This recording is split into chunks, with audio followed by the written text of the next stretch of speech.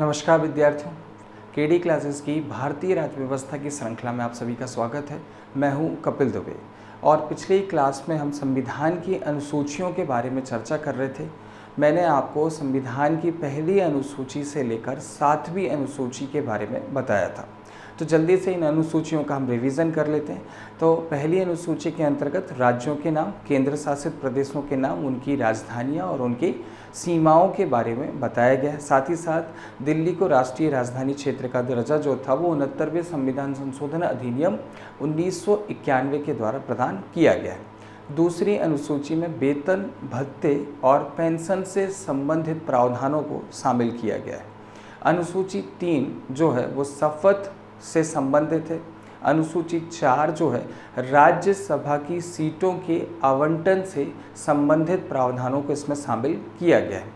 आगे बात करते हैं अनुसूची 5 की। तो अनुसूची 5 की अगर हम बात करें तो अनुसूचित जाति और जनजाति क्षेत्रों के प्रशासन हेतु विशेष प्रावधानों को इसमें शामिल किया गया है। अनुसूची 6 के अंतर्गत असम, त्रिपुरा, मेघालय, मिजोरम में पाई जाने वाली विशेष जनजातियों के प्रशासन के संबंध में विशेष उपबंधों को शामिल किया गया है। अनुसूची 7 में अगर हम देखें तो 3 सूचियों के द्वारा संघ और राज्य के बीच शक्तियों के बंटवारे के प्रावधानों का वर्णन किया गया है। 3 सूचियां कौन सी थी? संघ सूची, राज्य सूची और समवर्ती सूची। अब संघ सूची में कानून केवल केंद्र सरकार बनाती है। राज्य सूची के अंतर्गत जो विषय आते हैं उन पर कानून केवल राज्य सरकार बनाती है और समवर्ती सूची पर कानून बनाने का अधिकार केंद्र सरकार और राज्य सरकार दोनों को है। लेकिन अगर एक ही विषय पर कानून बना दिया जाए तब राज्य सरकार द्वारा बनाया गया कानून जो होता है वो समाप्त हो जाता है और केंद्र सरकार द्वारा बनाया गया कानून मान्य रहता है या लागू रहता है। तो ये थी 7 अनुसूचियाँ। अब हमारे पास 5 अनुसूचियाँ और बची हुई हैं। जब हमने पिछली क्लास शुरू करी थी तब हमने आपको बताया था कि जब संविधान लागू हुआ 26 जनवरी 1950 को, तब अनुसूचियों की संख्या 8 थी। वर्तमान में इनकी संख्या बढ़कर 12 हो गई, यानी कि 4 अनुसूचियाँ हमारे संविधान में जोड़ दी गई। तो चलिए 8वीं अनुसूची के ऊपर बात कर लेते हैं। तो 8वीं अनुसूची, 8th शेड्यूल। तो प्रश्न आएगा कि आपकी जो 8वीं अनुसूची है वो किससे संबंधित है? तो 8वीं अनुसूची में मान्यता प्राप्त भाषाओं का वर्णन है। तो जिन जिन भाषाओं को मान्यता प्रदान की गई है उनका वर्णन कौन सी अनुसूची में किया गया है? 8वीं अनुसूची में किया गया है। तो चलिए अब यहाँ पर देख लेते हैं। तो जब हमारा संविधान लागू हुआ और संविधान लागू कब हुआ है? 26 जनवरी 1950 को। तो इस समय जो मान्यता प्राप्त भाषाएं थी, मान्यता प्राप्त भाषाएं या भाषाओं की संख्या कितनी थी? 14 थी। तो ये महत्वपूर्ण प्रश्न जो है वो उभर कर हमारे सामने आया कि जब संविधान लागू हुआ तो 8वीं अनुसूची के अंतर्गत जो मान्यता प्राप्त भाषाएं थी उनकी संख्या क्या थी? तो इनकी संख्या कितनी है? 14 है। अब धीरे धीरे समय समय पर परिवर्तन किया गया, संविधान में संशोधन किया गया और भाषाओं को मान्यता प्रदान की गई और वर्तमान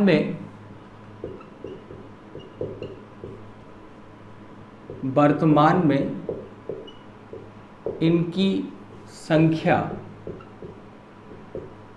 बढ़कर 22 हो गई है। तो अगर हम यहाँ पर देखें, यहाँ पर कितनी भाषाएं हैं? 14। और अभी वर्तमान में कितनी भाषाएं हो गई हैं? 22। यानी कि अगर हम यहाँ से इस तरफ जाएं तो कुल कितनी भाषाएं जोड़ दी गई हैं? 8 भाषाएं जो है वो जोड़ दी गई। तो ये पहला प्रश्न कि जब संविधान लागू हुआ तब कितनी भाषाएं थी जिनको मान्यता प्रदान की गई थी? वर्तमान में कितनी भाषाएं हैं जो मान्यता प्राप्त हैं?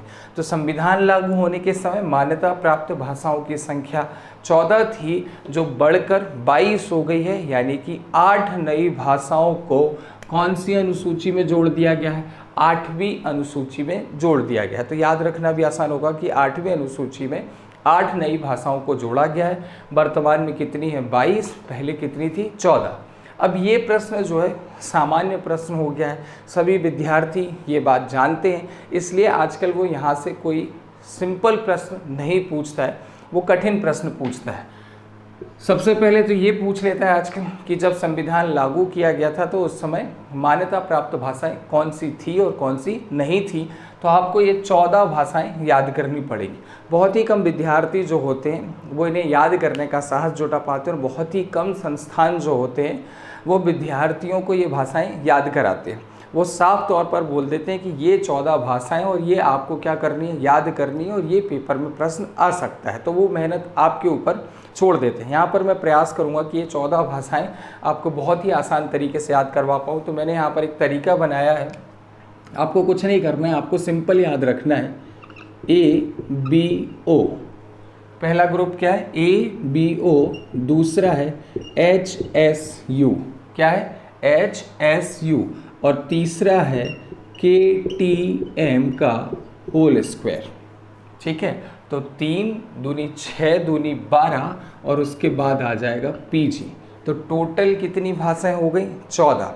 फिर से रिवाइज करवा रहा हूँ, ABO HSU KTM का होल स्क्वायर और PG। अब देखिए कैसे भाषाएं निकलेगी। A से आ गई असम, B से बंगाली। इनको सीधे ही सीधे लिख दे रहा हूँ, ज़्यादा आसान रहेगा। तो सबसे पहले कौन सी आ गई? असम या असमी बोलते हैं, ठीक है। दूसरे नंबर पर आ गई बंगाली। बंगाली के बाद O से आ गई ओडिसी। ठीक है, तो 3 याद रहेंगी। A से क्या आ गई? असमी, B से बंगाली और O से ओडिसी। H से हिंदी, S से संस्कृत और U से उर्दू। ठीक है, तो हिंदी, संस्कृत और उर्दू। देखिए कितने आसान तरीके से हमने कितनी भाषाएं लिख ली? 6 भाषाएं। अब K से अगर हम यहाँ पर लिखें तो K वाली 2 लिखनी, कन्नड़ और कश्मीरी। क्या लिखा है? कन्नड़ और कश्मीरी, ये आपको याद रखना है। तो का से कन्नड़ और का से कश्मीरी। अब T से तमिल और तेलुगु। ठीक है, तो कन्नड़, कश्मीरी, तमिल, तेलुगु, और फिर आ जाएगी मराठी और मलयालम। और P और G से आ जाएगी पंजाबी और लास्ट में आ जाएगी गुजराती। तो खाली आपको क्या करना है?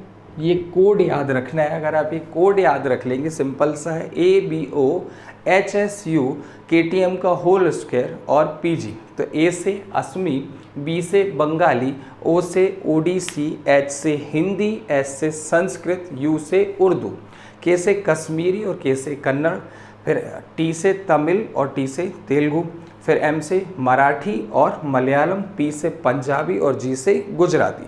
तो ये जो 14 भाषाएं थी, ये संविधान लागू होने के समय मान्यता प्राप्त भाषाएं थी। तो इन 14 भाषाओं को ही केवल मान्यता प्रदान की गई थी। अब समय समय पर संविधान में संशोधन हुए और विभिन्न संशोधनों के द्वारा और भाषाओं को मान्यता प्रदान की गई, और वर्तमान में इनकी संख्या बढ़कर 22 हो गई। तो अब यहाँ से भी बहुत ही महत्वपूर्ण प्रश्न पूछे जाते हैं कि किस अमेंडमेंट के द्वारा किस भाषा को जोड़ा गया, 15वीं भाषा कौन सी थी। तो इसको देख लेते हैं, ये भी बहुत ही महत्वपूर्ण है। यहाँ पर इसको हम मिटा देते हैं। अगर यहाँ पर अगर हम देखें तो यहाँ पर लिख देते हैं 8 भाषाओं को जोड़ा गया है। अब यहाँ तक मैंने कितनी भाषाएं आपको बता दी? 14।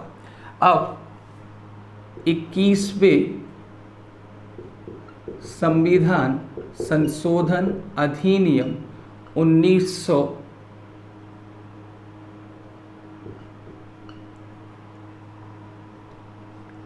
ठीक है, अभी यहाँ पर 1967 सॉरी 21वें संविधान संशोधन अधिनियम 1967।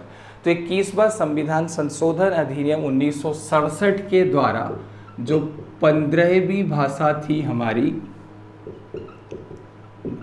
मान्यता प्राप्त, वो कौन बनी? सिंधी बनी। तो सिंधी 15वीं भाषा थी जिसको मान्यता प्रदान की गई। तो इसका आपको नंबर भी याद रखना है।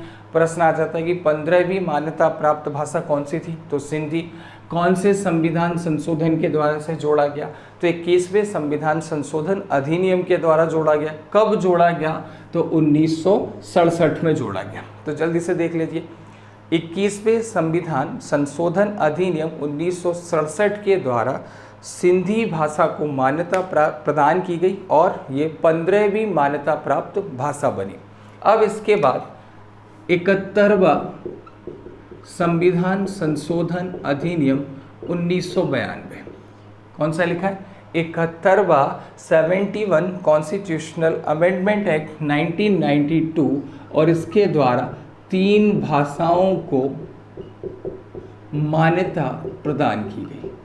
तो कितनी भाषाओं को मान्यता प्रदान की गई, 3 भाषाओं को मान्यता प्रदान की गई।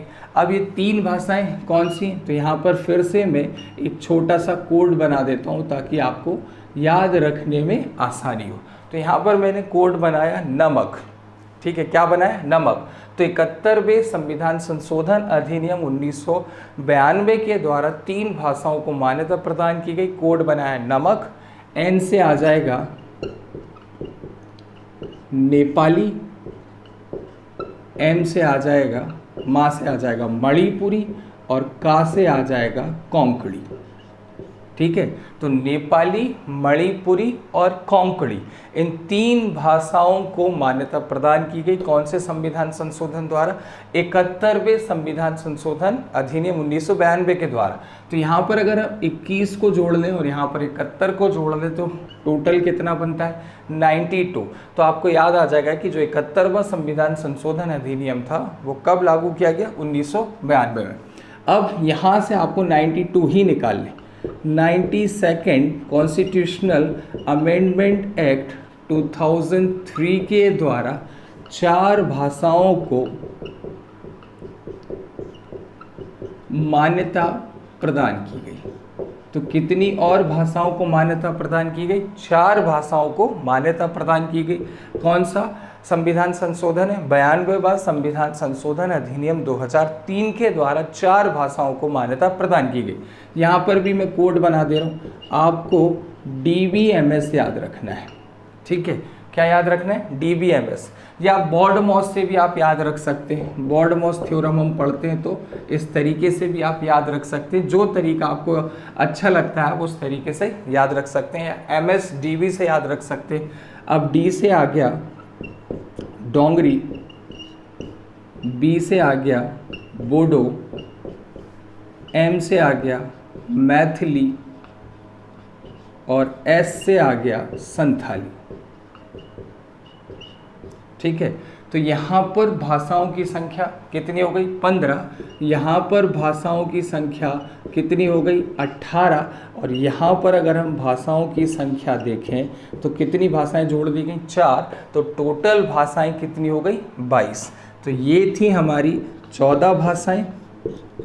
14 के बाद 15वीं, और 15वीं के बाद 3 जोड़ी गई और संख्या बढ़कर 18, बाद में 4 जोड़ी गई, संख्या बढ़कर 22 हो गई। अब इन सब के आपको संविधान संशोधन याद रखने, सबके वर्ष भी याद रखने, कौन कौन सी भाषाएं जोड़ी गई, कितनी भाषाएं जोड़ी गई, यहाँ से प्रश्न पूछने की संभावना ज़्यादा होती है। तो 21वें संविधान संशोधन अधिनियम 1967 के द्वारा सिंधी को 15वीं मान्यता प्राप्त भाषा का दर्जा प्रदान किया गया। 71वें संविधान संशोधन अधिनियम 1992 के द्वारा 3 नई भाषाओं को जोड़ा गया और मान्यता प्राप्त भाषाओं की संख्या 15 से बढ़कर 18 हो गई। कौन कौन सी भाषाएं जोड़ी गई, नेपाली, मणिपुरी और कोंकणी भाषाओं को मान्यता प्रदान की गई। 92वें संविधान संशोधन अधिनियम 2003 के द्वारा 4 भाषाओं को मान्यता प्रदान की गई। इस प्रकार मान्यता प्राप्त भाषाओं की संख्या बढ़कर कितनी हो गई, 22। कौन कौन सी भाषाओं को जोड़ा गया, डोंगरी, बोडो, मैथिली और संथाली। तो ये हमने 8वीं अनुसूची की चर्चा कर ली। जल्दी से रिवीजन कर लेते हैं कि 8वीं अनुसूची में मान्यता प्राप्त भाषाओं का वर्णन किया गया। संविधान लागू होने के समय मान्यता प्राप्त भाषाओं की संख्या 14 थी, वर्तमान में मान्यता प्राप्त भाषाओं की संख्या बढ़कर 22 हो गई है, यानी 8 नई भाषाओं को जोड़ दिया गया है। अब बहुत ही महत्वपूर्ण अनुसूची हमारे पास, जिसका नाम है 9th शेड्यूल, नवी अनुसूची। अब यहाँ पे थोड़ा सा आपको ध्यान देना पड़ेगा। लेक्चर की शुरुआत में हमने बात करी थी कि संविधान लागू होने के समय या 26 जनवरी 1950 को जब संविधान लागू किया गया तो अनुसूचियों की संख्या कितनी थी? 8, और हम 8 अनुसूचियों का अध्ययन कर चुके हैं। उसके बाद कितनी अनुसूचियां जोड़ दी गई? 4, और संख्या बढ़कर कितनी हो गई? 12। अब संविधान में हमें किसी अनुसूची को जोड़ना है तो हमें संविधान में क्या करना पड़ेगा? संशोधन करना पड़ेगा। तो नवी अनुसूची 10वीं, 11वीं और 12वीं, ये चारों अनुसूचियों को जोड़ने के लिए क्या किया गया? संविधान में संशोधन। तो आपको इन चारों अनुसूचियों के संविधान संशोधन याद रखने पड़ेंगे, चारों अनुसूचियों के वर्ष भी याद रखने पड़ेंगे, किस अनुसूची में किसको जोड़ा गया ये भी याद रखना पड़ेगा। और एक बहुत ही महत्वपूर्ण अनुसूची है हमारे पास, नवी अनुसूची, जिससे अक्सर प्रश्न पूछे जाते हैं और ये इतिहास में या संविधान के अंतर्गत एक चर्चा का विषय भी रही और अभी भी कुछ ही समय पहले नवी अनुसूची चर्चा का विषय थी। तो चलिए शुरू करते हैं नवी अनुसूची। तो नवी अनुसूची को पहले संविधान संशोधन अधिनियम 1951 के द्वारा जोड़ा गया। अब किस में जोड़ा गया? तो अनुच्छेद 31B में जोड़ा गया। यहाँ पर लाइन थोड़ी सी परिवर्तित करके लिख रहा हूँ और ये लाइन आपको याद रखनी है क्योंकि यहाँ पर आप कुछ भी नहीं छोड़ सकते, ये सब चीज़ें आपको याद रखनी है। तो यहाँ पर कौन सा संविधान संशोधन हुआ? पहला संविधान संशोधन हुआ, पहला कॉन्स्टिट्यूशनल अमेंडमेंट। तो चाहे कॉन्स्टिट्यूशनल अमेंडमेंट एक्ट बोल लें, चाहे संविधान संशोधन अधिनियम बोल दें, 1951 के द्वारा कौन सी अनुसूची का सृजन किया गया? नवी अनुसूची का सृजन किया गया। किस अनुच्छेद में से शामिल किया गया ये भी पूछ लिया जाता है। तो 31 के बी में इसे जोड़ा गया, इसके अंतर्गत नवी अनुसूची का सृजन किया गया। यहाँ पर एक और महत्वपूर्ण प्रश्न हमारे इसी के साथ कंप्लीट हो जाता है। प्रश्न आता है कि संविधान में पहली बार संशोधन कब किया गया? तो कब किया गया? 1951 में। ठीक है, तो ये प्रश्न अक्सर पूछा जाता है कि संविधान में पहली बार संशोधन कब किया गया? 1951 में। और पहले संविधान संशोधन के द्वारा कौन सी अनुसूची का सृजन किया गया? नवी अनुसूची का। भाग 3 हमारा जो मौलिक अधिकार है, 3 के अंतर्गत एक आर्टिकल आता है, अनुच्छेद 31B के अंतर्गत किसका सृजन किया गया? नवी अनुसूची का सृजन किया गया।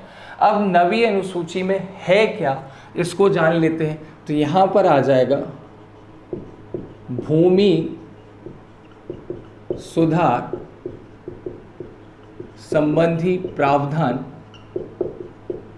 और राज्यों द्वारा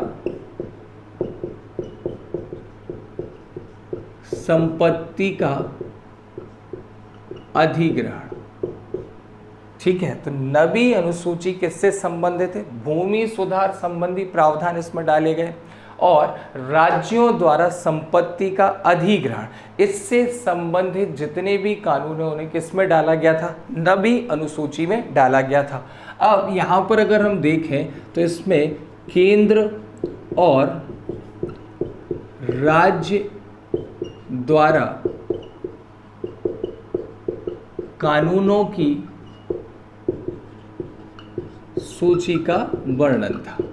तो इसमें जिन जिन कानूनों को शामिल किया गया था, कुछ कानून केंद्र के द्वारा लागू किए गए थे, कुछ कानून राज्य के द्वारा लागू किए गए थे। तो इसकी सूची का वर्णन जो है वो किस में किया गया था? नवी अनुसूची में किया गया था। अब जब नवी अनुसूची जोड़ी गई तब इसमें मूलतः अगर हम देखें तो 13 कानूनों को शामिल किया गया था। तो कितने कानून शामिल किए गए थे? कुल 13 कानून ही शामिल किए गए थे, लेकिन वर्तमान में 284 कानून जो है इसके अंतर्गत शामिल किए जा चुके हैं। तो वर्तमान में इनकी संख्या कितनी हो गई? 284। मूलतः अगर शुरुआत में देखें तो कितने थे? 13 थे, वर्तमान में संख्या बढ़कर 284। तो ये अनुसूची अगर हम देखें तो काफ़ी महत्वपूर्ण है। अब प्रश्न ये बनता है कि आखिर क्यों इस अनुसूची की हमें आवश्यकता पड़ी? तो अगर हम देखें 1950 के दशक की अगर हम बात करें तो 1950 के दशक में भूमि सुधार संबंधी कानून जो थे वो लागू किए गए थे और जमींदारी प्रथा को समाप्त किया जा रहा था। तब इस सुधारों के विरुद्ध मध्य प्रदेश, उत्तर प्रदेश और बिहार जैसे राज्यों में न्यायालय में क्या लगा दी गई थी? अर्जी लगा दी गई थी, उन पर याचिका दर्ज की गई थी और उन्हें चुनौती दी गई थी। तो भूमि सुधारों के जो संबंधित कानून थे उनको न्यायिक संपरीक्षा से बचाना या उन्हें न्यायिक समीक्षा से बचाना, साथ ही साथ जमींदारी प्रथा को समाप्त करने के लिए कौन सी अनुसूची जोड़ी गई? नवी अनुसूची जोड़ी गई। तो यहाँ पर मैं लिख देता हूँ कि इसका जो उद्देश्य था वो उद्देश्य था भूमि सुधार संबंधी कानूनों को न्यायिक संपरीक्षा या समीक्षा से बचाना और जमींदारी प्रथा का अंत करना। ठीक है, तो 1950 के दशक में मध्य प्रदेश, बिहार, उत्तर प्रदेश में इन भूमि सुधारों के विरुद्ध न्यायालय में चुनौती दी गई। तब इन भूमि सुधार से संबंधित कानूनों को न्यायिक संपरीक्षा से बचाने के लिए कौन सी अनुसूची जोड़ी गई? नवी अनुसूची जोड़ी गई, जिसका उद्देश्य था विषम परिस्थितियों से बचना, साथ ही साथ भूमि सुधार की प्रक्रिया को जारी रखना। तो इस अनुसूची के अंतर्गत जो विषय आते थे उन्हें न्यायालय में चुनौती नहीं दी जा सकती थी। तो न्यायालय में चुनौती नहीं दी जा सकती थी। ठीक है, ये याद रखना है क्योंकि ये प्रश्न पूछा जाता है कि वह कौन सी अनुसूची है जिसके अंतर्गत शामिल किए गए कानूनों को या विषयों को न्यायालय में चैलेंज नहीं किया जा सकता था। तो वो कौन सी अनुसूची? नवी अनुसूची है। अब यहाँ पर थोड़ा सा बदलाव होता है और 24 अप्रैल 1973 को जो हमारी सुप्रीम कोर्ट है और सुप्रीम कोर्ट ने केशवानंद भारती मामले में निर्णय सुनाते हुए कहा कि नवी अनुसूची के या नवी अनुसूची में 24 अप्रैल 1973 के पहले शामिल किए गए, या इसको थोड़ा सा चेंज करके लिख देते हैं, 24 अप्रैल 1973 के बाद शामिल किए गए विषयों को न्यायालय में चुनौती दी जा सकती है। तो ये एक ऐतिहासिक फैसला था जो हमारी सुप्रीम कोर्ट ने केशवानंद भारती के मामले में सुनाया था और इसमें साफ तौर पर कहा गया कि जो विषय नवी अनुसूची में 24 अप्रैल 1973 के पहले शामिल कर दिए गए हैं उन्हें न्यायालय में चैलेंज नहीं किया जा सकता है, लेकिन 24 अप्रैल 1973 से या उसके बाद जो विषय नवी अनुसूची में शामिल किए गए वो चैलेंज किए जा सकते, उन्हें न्यायालय में चुनौती दी जा सकती है। और यहाँ पर एक और चीज़ बोली गई, उन्होंने बोला कि जिस दिन कानून लागू होगा उसी तारीख से उसके प्रवर्तन का समय माना जाएगा। ठीक है, तो यहाँ पर आपको खासकर ये याद रखना है कि कौन सी अनुसूची थी कि जिसके विषयों को हम चैलेंज नहीं कर सकते थे, वो कौन सी अनुसूची? नवी अनुसूची है। और नवी अनुसूची के बारे में हमने एक विस्तृत चर्चा यहाँ पर कर ली है। तो ये काफ़ी लोगों को समझ में नहीं आता है कि नवी अनुसूची क्या है। तो जल्दी से एक बार फिर से हम इसका रिवीजन कर लेते हैं कि जो नवी अनुसूची है इसे पहले संविधान संशोधन अधिनियम 1991 के द्वारा 51 के द्वारा संविधान के अनुच्छेद 31B के अंतर्गत सृजित किया गया। इसमें भूमि सुधार और राज्य द्वारा संपत्ति से अधिग्रहण वाले प्रावधानों को शामिल किया गया। इसका मुख्य उद्देश्य था भूमि सुधारों के कानूनों को न्यायिक संपरीक्षा से बचाना, साथ ही साथ जमींदारी प्रथा का अंत करना, विषम परिस्थितियों से बचना और भूमि सुधार की प्रक्रिया को जारी रखना। इस अनुसूची में शामिल किए गए विषयों को न्यायालय में चैलेंज नहीं किया जा सकता था, लेकिन 24 अप्रैल 1973 को सुप्रीम कोर्ट ने केशवानंद भारती के मामले में निर्णय सुनाते हुए कहा कि जो विषय 24 अप्रैल 1973 के बाद नवी अनुसूची में शामिल किए गए हैं उन्हें न्यायालय में चुनौती दी जा सकती है। इसमें मूलतः शामिल किए गए कानूनों की संख्या 13 थी, वर्तमान में इनकी संख्या बढ़कर कितनी हो गई, 284 हो गई। तो ये हमारी कौन सी अनुसूची हो गई, नवी अनुसूची हो गई। अब 10वीं अनुसूची की तरफ बढ़ते हैं, जल्दी ही खत्म होने वाला है क्योंकि टोटल कितनी है, 12। ठीक है, तो अब यहां पर 10वीं अनुसूची की बात करते हैं। तो 10वीं अनुसूची जो है इसे 52nd कॉन्स्टिट्यूशनल अमेंडमेंट एक्ट 1985 के द्वारा जोड़ा गया। ठीक है, तो 10वीं अनुसूची का संविधान संशोधन पूछे तो कौन सा आएगा, 52वां।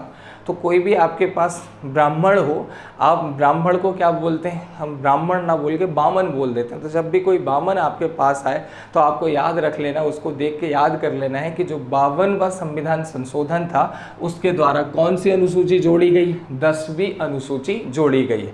और ये कब लागू किया गया है, 1985 में। तो 52वें संविधान संशोधन अधिनियम 1985 के द्वारा 10वीं अनुसूची को जोड़ा गया और इसमें सांसदों और विधायकों की निर्योग्यता के संबंध में प्रावधान किए गए हैं या उपबंधों का वर्णन किया गया है कि यदि कोई सांसद यानी संसद का सदस्य, पार्लियामेंट का सदस्य यानी एमपी और विधानसभा यानी हमारे राज्य विधानमंडल का सदस्य, तो वो क्या कहलाएगा, एमएलए कहलाएगा, मेंबर ऑफ लेजिस्लेटिव असेंबली। अगर ये कोई इनकी मतलब इनको डिस्क्वालीफाई किस तरीके से किया जा सकता है, किन किन कंडीशन में डिस्क्वालीफाई हो सकते हैं, उनका प्रावधान जो है वो कौन सी अनुसूची में किया गया, 10वीं अनुसूची में किया गया है। इस कारण जो 10वीं अनुसूची है इससे दल बदल विरोधी कानून कहा जाता है। तो इसे क्या कहा जाता है, दल बदल विरोधी कानून किसे कहा जाता है, 10वीं अनुसूची को कहा जाता है। अब अगर हम देखें तो सांसदों की निर्योग्यता की जो शर्तें हैं कि किन किन कंडीशन में जो सांसद निर्योग्य घोषित किए जा सकते हैं, तो सांसदों के लिए इसका वर्णन जो है अनुच्छेद 102 में किया गया है। ठीक है, तो यहाँ पर मैं लिख ही देता हूँ अनुच्छेद 102।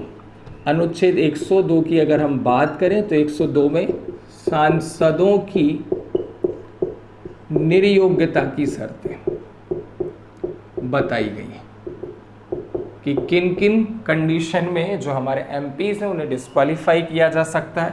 और दूसरा आर्टिकल 191, यहाँ पर जो हमारे एमएलएज हैं विधायकों को किन किन कंडीशन में डिस्क्वालीफाई कर सकते हैं, उन कंडीशंस के बारे में कौन से आर्टिकल में बताया गया, आर्टिकल 191 में।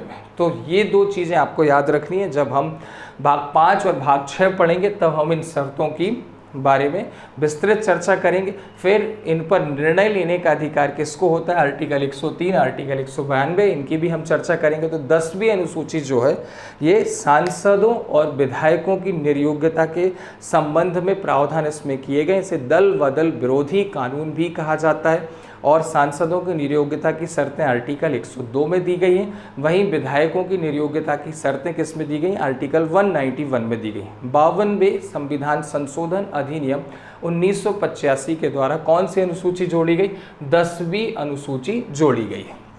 अब ये हमारी 10वीं अनुसूची समाप्त होती है। अब यहाँ पर हम किसकी बात करेंगे, 11वीं अनुसूची की बात करेंगे। तो जो हमारी 11th शेड्यूल है यानी कि 11वीं अनुसूची है, तो 11वीं अनुसूची की अगर हम बात करें तो ये काफ़ी महत्वपूर्ण है। 73वां संविधान संशोधन अधिनियम 1992 के द्वारा जोड़ी गई है। ठीक है, किसके द्वारा, 73वें संविधान संशोधन अधिनियम 1992 के द्वारा 11वीं अनुसूची को जोड़ा गया है। अब ये आपको याद रखना है, अब इसमें पंचायतों की शक्तियां, उनके उत्तरदायित्व यानी कि रिस्पॉन्सिबिलिटीज और अधिकारों से संबंधित प्रावधानों को शामिल किया गया है। ठीक है, तो जो रिस्पॉन्सिबिलिटीज़ हैं, जो उनके पावर्स हैं, जो अगर हम यहाँ पर देखें उनकी शक्तियाँ हैं, इससे संबंधित जो अनुसूची है, पंचायत की शक्तियों, उनके उत्तरदायित्व से संबंधित जो अनुसूची है वो कौन सी है, 11वीं अनुसूची है। तो पंचायती राज एक महत्वपूर्ण टॉपिक, और मध्य प्रदेश पीएससी के लिहाज से देखा जाए तो पंचायती राज से प्रश्न 100% आते हैं। तो ये अलग से ही एक पूरा चैप्टर है, लेकिन यहाँ पर कुछ चीज़ें मैं बता दे रहा हूँ। राजीव गांधी सरकार 64वां और 65वां बिल लेके आई थी, लेकिन वो असफल हो गया था। लोकसभा ने तो पारित कर दिया था, राज्यसभा ने उसे फेल कर दिया था। बाद में 73वें और 74वें संविधान संशोधन के द्वारा इसे पारित किया गया, 11वीं अनुसूची को संविधान में जोड़ा गया। तो अगर हम यहाँ पर देखें तो ये जो संविधान संशोधन विधेयक था 22 दिसंबर 1992 को लोकसभा में पारित हुआ, 23 दिसंबर 1992 को राज्यसभा ने इसे पारित कर दिया। राज्यों की संतुति मिलने के बाद 20 अप्रैल 1993 को राष्ट्रपति महोदय जी ने इस पर अपने हस्ताक्षर कर दिए और 24 अप्रैल 1993 से ये देश में क्या हो गया, लागू हुआ। और 24 अप्रैल को हम कौन सा दिवस मनाते हैं, पंचायती राज दिवस मनाते हैं। तो ये आपको याद रखना है। अभी कुछ ही दिन पहले कौन सा दिवस मनाया गया है, पंचायती राज दिवस मनाया गया है। तो ये हमने किसकी अनुसूची की बात कर ली, कौन सी, 11वीं अनुसूची। अब अगर आपने 11वीं अनुसूची याद कर ली तो इसके साथ एक अनुसूची जो है वो हमें फ्री मिल जाती है, वो कौन सी, 12वीं अनुसूची। यहाँ पर 73वां संविधान संशोधन है, यहाँ पर 74वां संविधान संशोधन अधिनियम है। ये भी कब आया, 1992 में। यहाँ पर पंचायतों की शक्तियाँ, उत्तरदायित्व, यहाँ पर शहरी निकाय यानी कि नगर निगम, नगर पालिका, उनकी शक्तियाँ, उनके अधिकार और उनके उत्तरदायित्व से संबंधित प्रावधानों को शामिल किया गया है। ठीक है, तो 12वीं अनुसूची को कब जोड़ा गया, 74वें संविधान संशोधन अधिनियम 1992 के द्वारा नगर निगम, नगर पालिका की शक्तियां, उनके उत्तरदायित्व और उनके अधिकारों से संबंधित प्रावधानों को इसमें शामिल किया गया है। अब यहाँ पर अगर हम देखें तो ये जो है इसमें विषय पूछ लेते हैं कि कुल विषय कितने हैं, और ये इम्पॉर्टेंट है और ये पूछा भी गया है 1-2 बार। तो इसमें कुल विषय जो है 29 हैं। इन 29 विषयों पर कानून बनाने का अधिकार किसको है, पंचायत को है। और यहाँ पर अगर हम कुल विषय देखें तो कुल विषयों की संख्या 18 है। यानी इन 18 विषय पर कानून बनाने का अधिकार नगर पालिका और नगर निगम को दिया गया है। तो ये हमारे संविधान की 12 अनुसूचियाँ हो गई हैं। आशा करते हैं कि आप समझ पाए होंगे, अच्छे से इसका अध्ययन करेंगे। 2-3 बार वीडियो को आप देखें, नोट्स बनाएं, अच्छे से अध्ययन करें, सफलता अर्जित करें। कल फिर नए टॉपिक के साथ मिलेंगे। धन्यवाद।